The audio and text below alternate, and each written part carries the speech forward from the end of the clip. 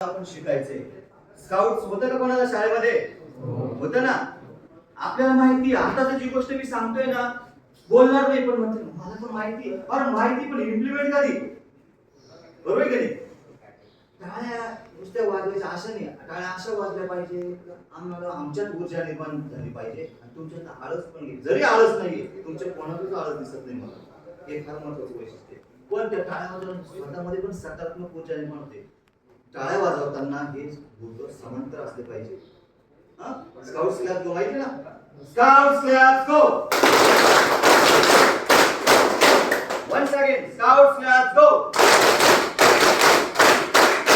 आता बघा त्याचा थर्ड पण आवाज आला की नाही, व्यवस्थित वाटलं ना विद्यार्थी मित्रांनो? आज माझ्या जेवढ्या 6-7 झाले मला विशेष असा आनंद वाटला.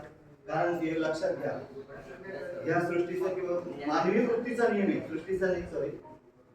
एखादी गोष्ट जर आपल्याला फ्री ऑफ कॉस्ट ऐकली ना, तिचं विशेष महत्व आपल्या लक्षात राहत नाही. ठीक आहे, सगळे लोक सारखे असतात का? त्याच्या प्रवृत्ती मला तुम्ही खूप छान विद्यार्थी जाणवलं की आज मी निशुल्क तुम्हाला प्रशिक्षण देतोय, पण माझा पण एक हेतू आहे. काय हेतू आहे का? ज्या तळमळीने मी जे मिशन हाताशी घेतलेलं आहे, आमच्या संस्थेचे सदस्य, अधिकृत सदस्य साकलाजी असतील किंवा आमचे लासुरे सर, या व्यक्तिमत्वाबद्दल ते तर स्वतः बोलणार नाही. सुनील लासुरे सर एक बी कॉम्प्युटर झालेले आहेत, म्हणजे उच्च विभूषित आहे, लक्षात घ्या. या व्यक्तींनी स्वतःच्या आयुष्यातली 7-8 वर्ष थोडी इंडस्ट्रीमध्ये टाकले. जे बिर्याणी वगैरे कोणी पण बनवते. आजकाल जसं चहाचा मसाला तर बघा, हा अमृत तुल्य तो अमृत तुल्य निघाला, पण ठराविक एक असा चहा आहे जसं सरांचा आहे, साकला सरांचा, काहीतरी त्याच्यामध्ये युनिक आहे.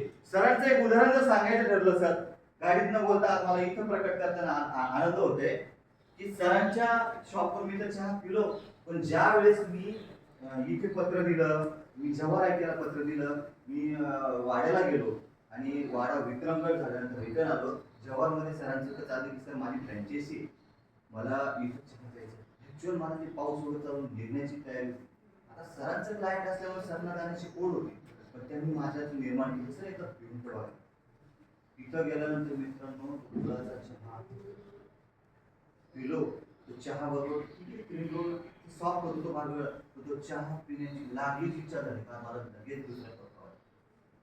दुनिया में सब लोग एक जैसा काम करते, मगर उसमें से कुछ लोग कम ऐसे होते गिने चुने जो अलग काम करते, जिससे वो क्वालिटी उनकी स्किल कम्युनिकेशन से उनकी अलग पहचान होती. ये बात सही की नाही? सरांच्या ज्या ठिकाणी मी फ्रँचायसीमध्ये गेलो तिथे चहा पिल्यानंतर मला इतकं तृप्त वाटलं की भयानक.